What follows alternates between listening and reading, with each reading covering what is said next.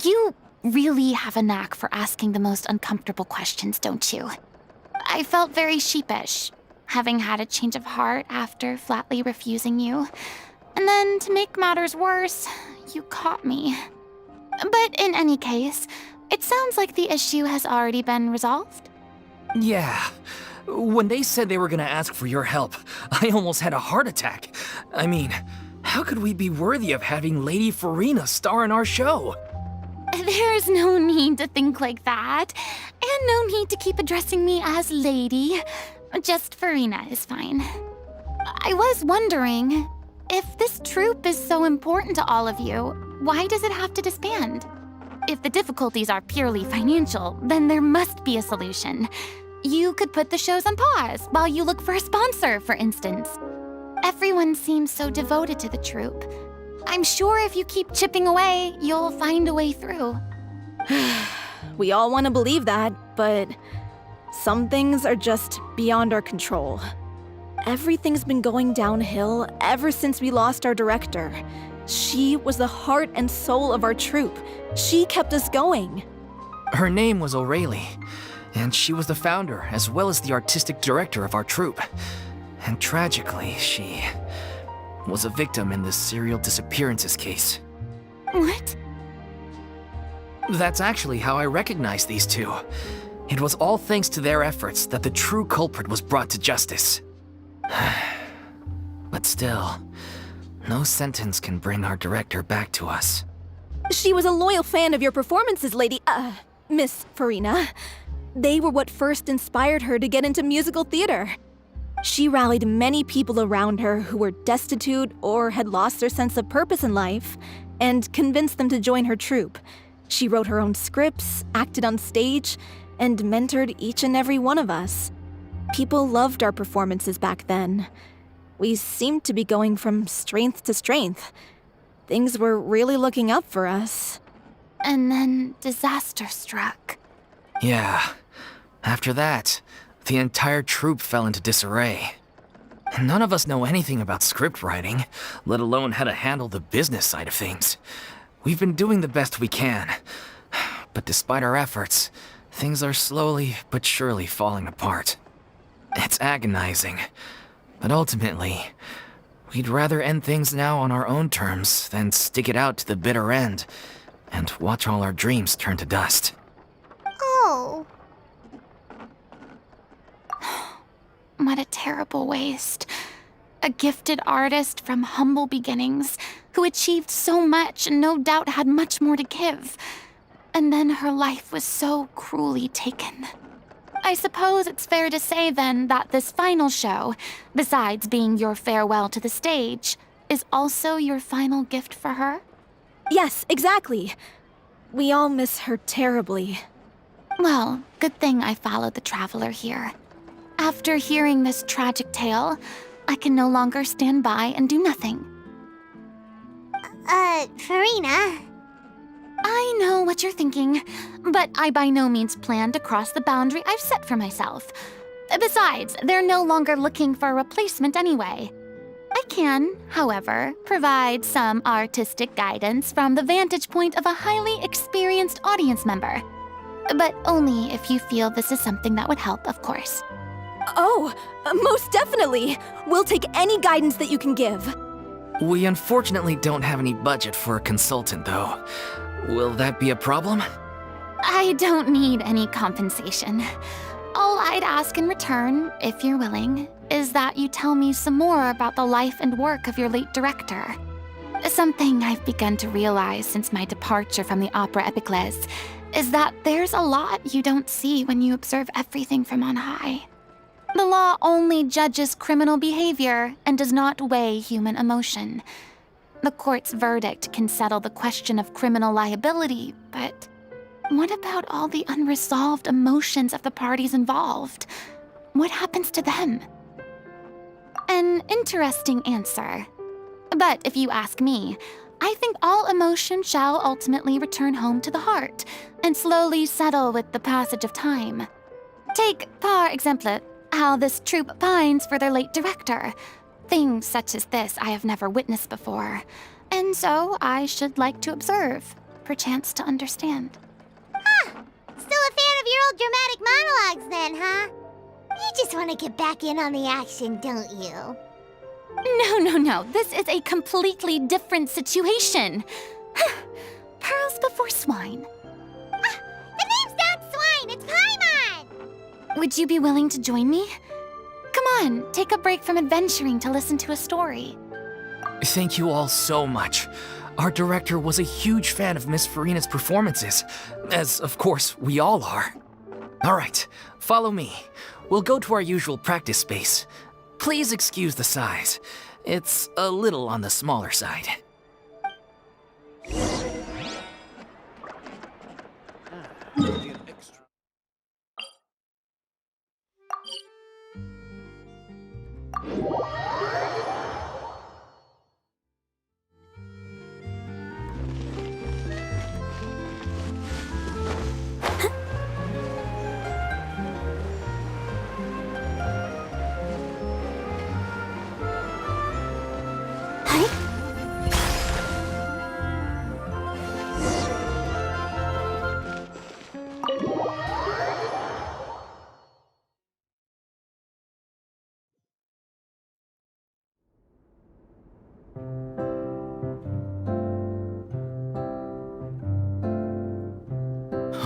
Lady Furina?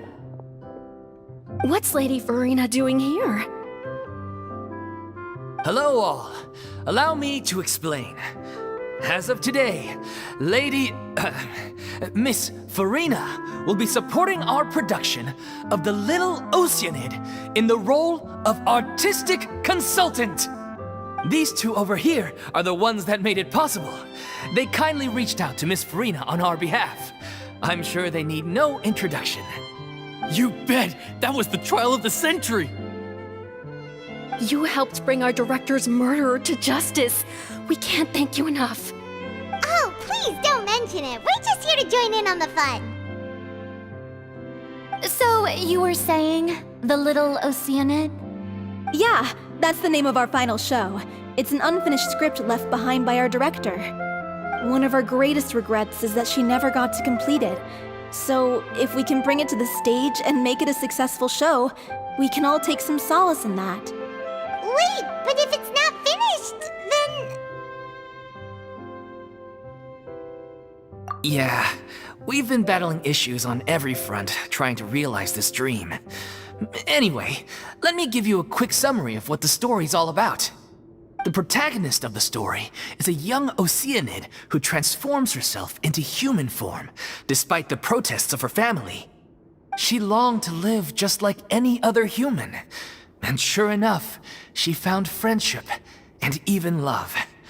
Everything seemed perfect. But one day, her true identity was exposed, and her world came crashing down around her. So far, so good. A classic tale. What happened after that? That's one of the issues we've been trying to deal with. Unfortunately, this was as far as the director got with her script. We need a proper ending so we can bring this musical to the stage. But people have different opinions on which direction to take it in. We still haven't decided between a happy ending or a true-to-life tragedy. By true to life, you mean the director's sudden disappearance? Yeah, like they say, truth is stranger than fiction. But then there's the question of whether we really want to use the stage to pass our raw pain onto the audience. Exactly. A lot of the time, people come to watch a show just hoping for some light entertainment. We have to consider their emotional stake in this, not just our own. And one last thing. We're still waiting on confirmation from two of our main actors. The first is Paulo, who plays the protagonist's lover. He's locked himself away to focus on writing an ending for the script, but the deadline's passed and we still haven't heard from him. The other is Villemont, who plays the main antagonist. He took the director's death pretty hard. Hasn't set foot in the city since. He did write to us, promising that he'll be there for the final performance, but we haven't seen or heard from him since. So we're not really sure what to make of that. Although, now that we have Miss Furina helping us, maybe we should take the opportunity to get everyone back together. What opportunity? What do you mean? Maybe you're unaware, but your name has always been like a rallying cry for us. Our director was constantly singing your praises. All of us look up to you as a role model. Oh, stop! You're making me all flustered. Although, not in a bad way. I suspect the reason they're dragging their feet is that they have their doubts about whether the show will really go ahead, considering all the issues you've been facing. But one by one, all the obstacles are being removed. Now is the time to rally the troops. Makes sense. Okay, priority number 1, let's check in with Paulo and see where he's at with the ending. He went back to Poisson a few days ago, said that staying in a friend's home might help him to relax and escape the feeling of isolation. I thought the last thing his friend would want right now would be to take visitors, given that Poisson was flooded not too long ago. But I guess it's the opposite. A friend in need and all that. Yeah, maybe he could use some company. Poisson? Nothing. I suppose my presence will be indispensable if we are to restore his faith in the show. So, allons-y. To Poisson!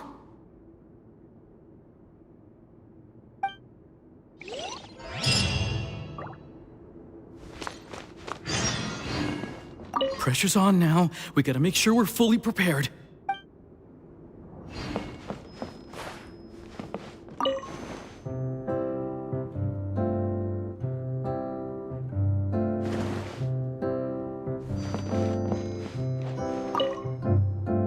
You're off to Poisson to find Paulo, right?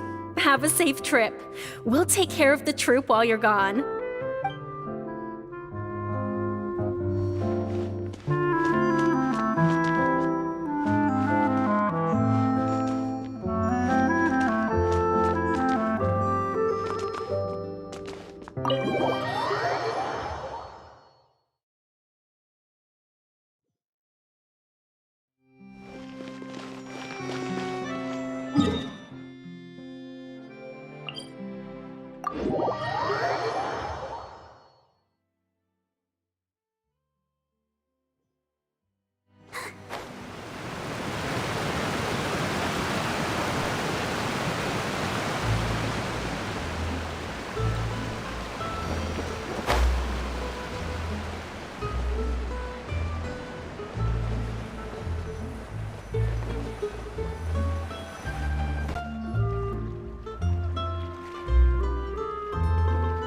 If I remember correctly, this is where he's staying. Who is it? It's me. Is the script ready? You came all the way here for that? All right. Forget that for now. Just come on out. We've got some great news. Nice try. Look, just give me some time, okay? I'm just wrapping up this last part of the script. I'll be out once I'm done. Okay then. Looking forward to your masterpiece.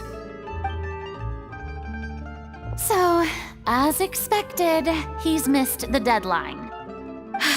The ending is one of the most important parts of the show. Even once he's done, it isn't final until we've all had the chance to read through and make sure we agree on it. Someone told me they'd just seen you in Poisson. I assumed it was a case of mistaken identity, but sure enough, here you are. And Furina, too. I was wondering if we might run into her. So, you're here for Paulo? Looks like he could be a while, so feel free to take a stroll around town in the meantime. I've made all the arrangements already. Oh, it's okay. We can just wait here. Thank you for being so considerate, Miss Navia. That sounds wonderful. We'll take that stroll. Get over here, you! How oblivious are you? How are things in Poisson now? Any better? Things are on the mend, but it's a slow process. Some people may never recover from the trauma they experienced. I'm Sorry to hear that. I wish there was something I could do. Please, must our conversations take such a depressing turn every time we meet? We all have painful memories, but we don't have to let them cloud everything we do. And if you're trying to make a new start, perhaps it's best if you don't bring up the past all the time. Thank you for your words of comfort. You make a very good point. But for now, at least, I think I should stay with the way I'm feeling for a while longer. It's okay. These things take time. Moving on from a painful experience is easier said than done. Which brings me to why I'm here. I thought you should probably know that not everyone here is ready to forgive and forget after the Hydro Archon's inaction in the face of catastrophe. To avoid upsetting the peace, I told the townspeople that everyone here is a member of the theater troupe, and that you are just an actress playing the role of Furina. It's not a perfect solution, but hopefully it means you won't have to lie low while you're here. That's so thoughtful of you, Navia. Well, what do you expect? I am the courageous and considerate president of Spina di Rosula, after all, like my father before me. Anyway, that was all. Look after her now.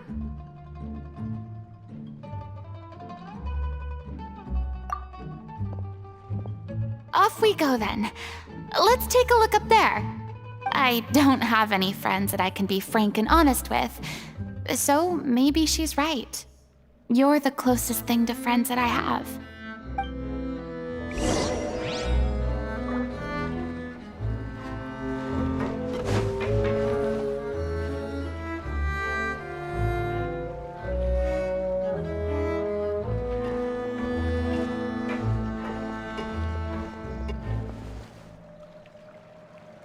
I'm so grateful that Miss Navia was so understanding.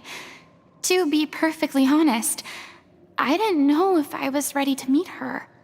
It's always easiest to just run away from your problems.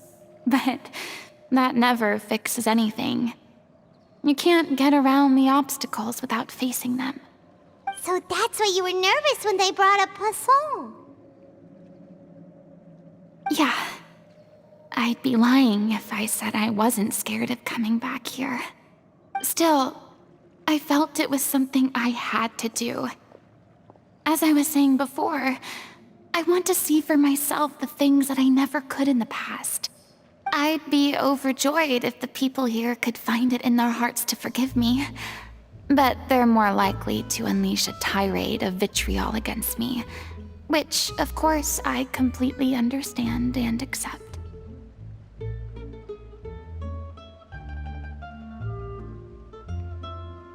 Yeah, I can tell people are watching me.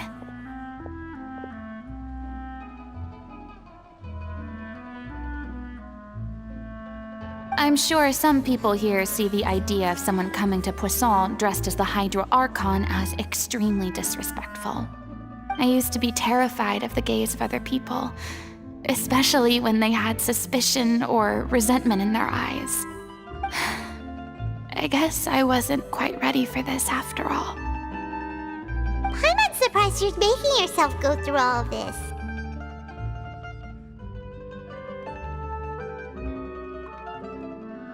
I can't let myself see only the things I want to see. How would that make me any different from before? Look! There seems to be a crowd gathering over there.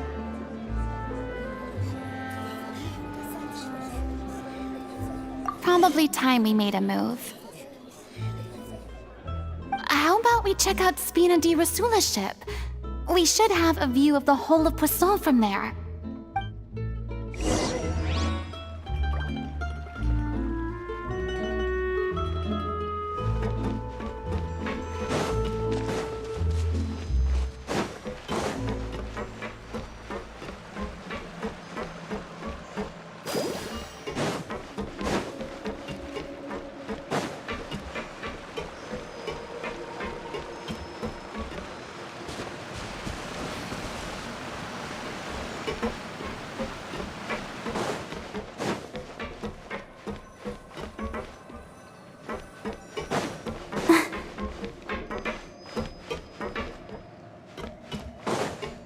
Barbara, go! I'm sorry. You probably just wanted a relaxing stroll, and here I am dumping all this heavy stuff on you.